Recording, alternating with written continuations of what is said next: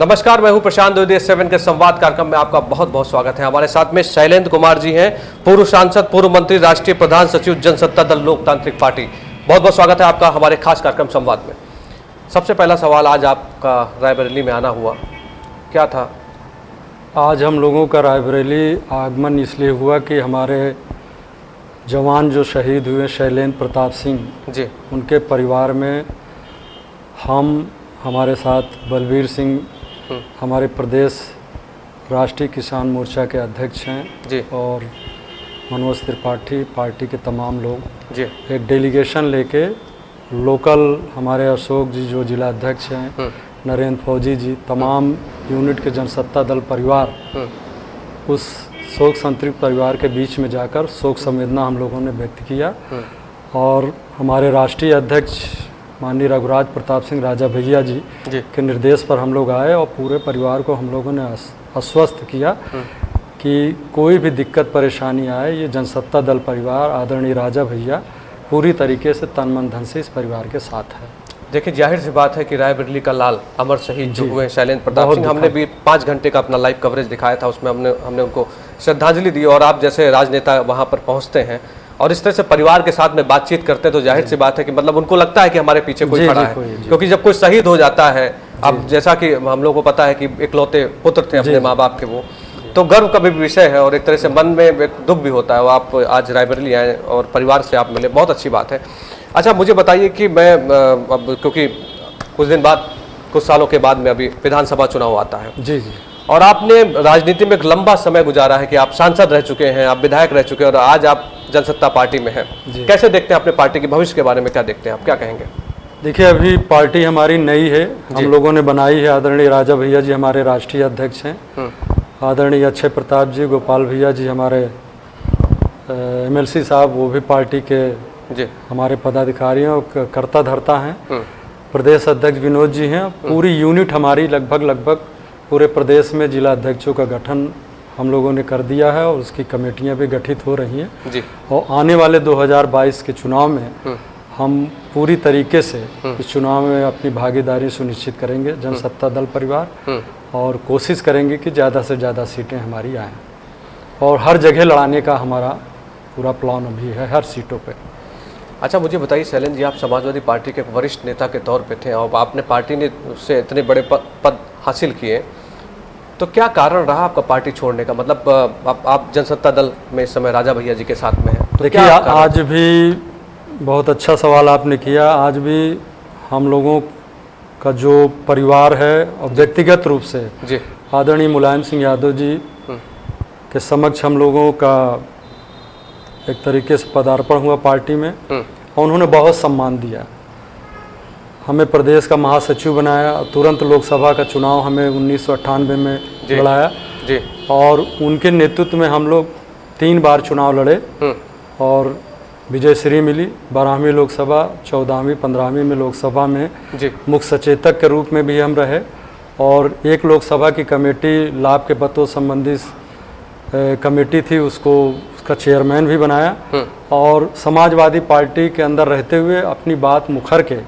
राष्ट्रीय अंतर्राष्ट्रीय मुद्दे पर हमेशा हम लोगों ने अपनी आवाज़ समाजवादी पार्टी की रखी थी जी। चूँकि समाजवादी पार्टी में माननीय मुलायम सिंह यादव जी के नेतृत्व में हम लोग थे जी। इधर कुछ अंतराल के बाद देखा गया कि अब नई समाजवादी पार्टी बनी है, पुरानी समाजवादी पार्टी है नहीं, तो जो सम्मान नेताजी से मिला वो सम्मान यहाँ नहीं मिल पाया। अच्छा, इसलिए हम आदरणीय राजा भैया जी बहुत सम्मान करते हैं और एक मैं कहूँगा कि बहुत बड़ा क्रेज उनका है। मैं तो 21 कंट्री डेलीगेशन में गया लोकसभा की कमेटी में जी। मैंने देखा राजा भैया जी को मानने वाले, जानने वाले विदेशों में लोग हैं, वहाँ के जो भारतीय प्रवासी हैं वो भी बहुत तारीफ करते हैं और मिलने की जिज्ञासा उनकी है। और यहाँ प्रदेश में, देश में, हर कोने में जहाँ भी आप जाइए, अगर आप प्रतापगढ़ नाम लीजिए या कुंडा लीजिए तो राजा भैया जी का अवश्य जिक्र करते हैं जी। तो ये मेरा सौभाग्य है कि उनके साथ काम करने का अवसर मिला और उन्होंने प्रधान राष्ट्रीय महासचिव बनाया और हमारी भी कोशिश होगी कि वो पुराने अनुभवों को लेकर इस पार्टी को मजबूत करें और आने वाले 2022 के चुनाव में हम इस पार्टी को ऊंचाइयों तक ले जाएं। ऐसे हम लोगों का मानना है, हमारा मानना जी। राजा भैया की देखिए मतलब फॉलोअर्स बहुत हैं, बिल्कुल ठीक बात आप कह रहे हैं, और लाखों नहीं करोड़ों की संख्या में लोग उनको चाहने वाले हैं। और जिस तरह से आपकी पार्टी बनाई गई, इससे पहले भी विधानसभा चुनाव में आपने अपने प्रत्याशियों को उतारा, मैदान में उतारा, और अब 5 साल जब बीतेगा तो फिर आपने कहा कि अब बृहद तरीके से उतारेंगे।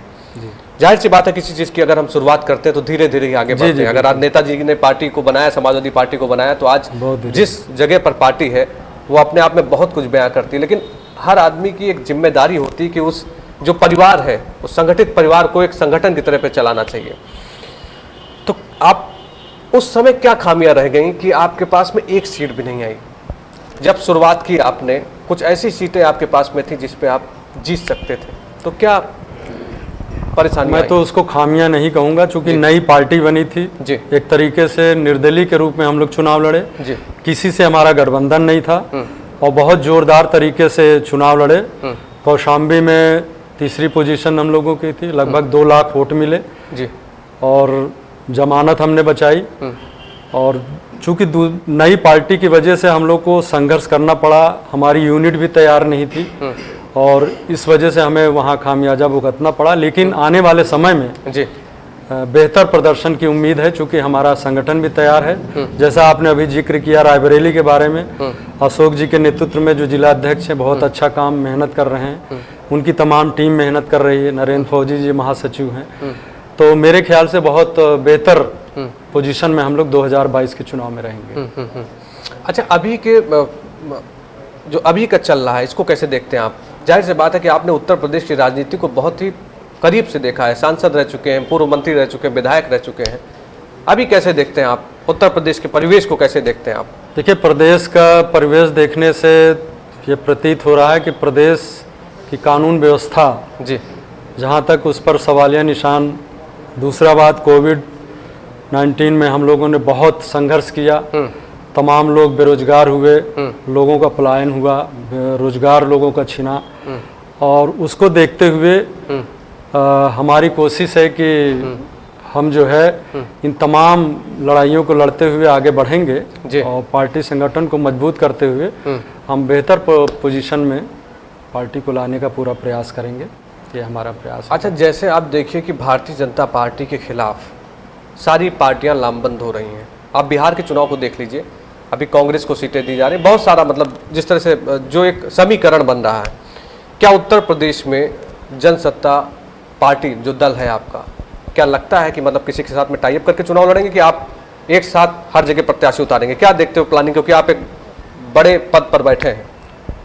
देखिए, हम लोगों का प्रयास ये है कि हमारे राष्ट्रीय अध्यक्ष जी के मुद्दे, हमारे पार्टी के संविधान में कुछ मुद्दे हमारे हैं जी, तो उस मुद्दे पर जो भी पार्टियां अगर सहमति व्यक्त करेगी उनके साथ समझौता जानना चाहता हूं मैं मुद्दे। वो मुद्दे जैसे आपके आरक्षण को लेके है जी, कि आरक्षण की सुविधा जैसे हमें मिली है, उसके बाद हमें ना मिल के बल्कि जो हमारी बिरादरी जात के लोग हैं जो छोटे हैं उनको मिलना चाहिए, उनको सुअवसर मिलना चाहिए। जैसे मोटे तौर पर आप देखें कि कोई आईएएस आईपीएस हो गया या पीसीएस हो गया या बड़ा इंजीनियर हो गया, वो तो आरक्षण का लाभ ले लिया, लेकिन उसी बिरादरी का जो गरीब आदमी है उसको जो है फायदा नहीं मिल पा रहा है।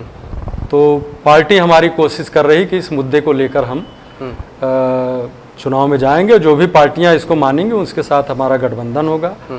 और किसानों की समस्या है, किसानों की लागत का वाजिब मूल्य मिले जी, किसान बीमा के अंतर्गत जो भी दैवीय आपदा में है तत्काल उसका भुगतान होना चाहिए ऑनलाइन, और रोजगार मिले नौजवानों को, शिक्षित बेरोजगार बहुत घूम रहे हैं उनको रोजगार मिले।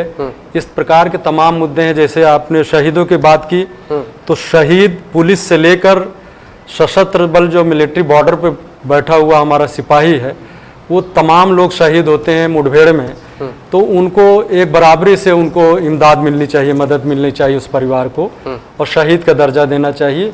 ये हमारे पार्टी के तमाम सारे मुद्दे हैं। बेहतर स्वास्थ्य शिक्षा की व्यवस्था हो, और जिस प्रकार से तमाम घपले घोटाले हो रहे हैं उस पर जो है निरंकुश हो, और इसके लिए हमारे पार्टी के राष्ट्रीय अध्यक्ष हम लोग कटिबद्ध हैं। इस मुद्दे को लेकर हम जाएंगे, जो भी दल हमसे समझौता करना चाहेगा गठबंधन में हम लड़ेंगे, अन्यथा हम पूरे सीटों पर चुनाव लड़ाएंगे और बेहतर पोजीशन पर रहेंगे। शैलेंद्र जी, कितना आश्वस्त हैं आप इस चुनाव को लेकर? आपको क्या लगता है, मतलब कितनी सीटें आप ला सकते हैं? जहाँ जहाँ पे आपका पूरा कॉन्फिडेंस लेवल ऊंचा है कि नहीं यहाँ पर हम कर सकते हैं? जैसे आपने बताया कि कौशाम्बी में आप बहुत पहला चुनाव था और आप तीसरी पोजीशन पे थे। मैं इतना कहना चाहूँगा कि बिना हमारे से गठबंधन की कोई सरकार यहाँ बनेगी नहीं, इतना मैं आश्वस्त करूँगा। इसलिए मैं करना चाहूँगा कि राजा भैया जी जब निर्दल जीतते थे तो 10, 12, 15, 16 निर्दलीय जीत के आते थे और उसके लीडर हमेशा रहते थे। तो 10, 12, 15 तो ये हमारे है ही है, और गठबंधन से जो भी सीटें जीतेंगे तो एक अच्छी भागीदारी सुनिश्चित करके हम लोग सरकार में भागीदारी बनेंगे, और बिना हमारे दल के सरकार नहीं बनेगी। तो बड़ी खबर आप कह रहे हैं कि मतलब उत्तर प्रदेश में अगर सरकार बनती है तो जनसत्ता दल का बहुत बड़ा रोल होगा, ये कहना है आपका? बिल्कुल, मतलब बिल्कुल, इतना आश्वस्त है आपको, लगता है आपका पूरा कॉन्फिडेंस है कि आप इतनी सीटें आपकी आएंगी कि जो भी पार्टी अगर सरकार बनती है तो लड़ाई मतलब सीधे भाजपा से मान रहे हैं आप? टक्कर भाजपा से? लड़ाई देखिए सीटों के अनुसार है, वहाँ की स्थिति परिस्थिति पे त्रिकोणीय भी हो सकता है, डायरेक्ट भी हो सकता है जी, कैसे भी हो सकता है, ये समय बताएगा। ये गठबंधन के बाद ही हम इसको बता सकते हैं कि डायरेक्ट लड़ाई किससे क्या होगी, गठबंधन किससे हमारा हो, हमारे विचारधारा हमारे मुद्दे पर कौन सहमत है दल, ये उस वक्त हम इसको करके आपको बताएंगे। बिल्कुल। देखिए राजा भैया जी जो थे वो मंत्री भी रह चुके हैं और समाजवादी पार्टी में सीधे उनका मतलब एक तरह से देखा जाए तालमेल है, तो इसका मतलब ये भी माना जाए कि हो सकता है कि समाजवादी पार्टी के साथ में आप लोग कहीं ना कहीं मिलकर चुनाव लड़ सकते हैं। देखिए दल की बात तो मैं नहीं करूंगा, लेकिन जो हमारे मुद्दे हैं उस मुद्दे से अगर पार्टियां सहमत होती हैं तो आप समान विचारधारा के दलों से इत्तेफाक रखते हैं? मतलब समाजवादी पार्टी आपके किसी से भी हो सकता है, हमारे मुद्दे पे जो सहमत व्यक्त करेंगे हम उससे समझौता करके चुनाव लड़ेंगे। चलिए, अच्छा, देश में एक बीमारी आती जो पूरे विश्व को परेशान कर रखा है जिससे, और एक तरह से संपूर्ण कर्फ्यू लगा दिया जाता है देश में, और जाहिर सी बात है कि भारत तैयार नहीं था। उसके बाद हम एक बड़ी तैयारी के साथ में आते हैं, आज पर्याप्त हमारे पास कई सारे संसाधन हैं और इस बीमारी से लड़ने के लिए डॉक्टर्स भी तैयार हो गए जी। आप एक बड़ी पार्टी को चला रहे हैं, क्या प्रयास आपके द्वारा किए गए? बहुत सारे लोग आपके साथ में जुड़े हैं, जाहिर सी बात है, तो क्या आपकी पार्टी के द्वारा क्या किया गया? देखिए महामारी जब शुरू हुआ है, आपने देखा होगा कि रायबरेली में अशोक जी हमारे अध्यक्ष हैं, उनकी पूरी टीम ने यहाँ पे मदद किया। आदरणीय राजा भैया जी ने गांव-गांव वहाँ पर रसद की व्यवस्था, खाने की व्यवस्था जी की। इसके अलावा हाईवे पे उन्होंने लगातार 1 महीने ढाबे पे व्यवस्था किया जो पलायन कर रहे थे मजदूर।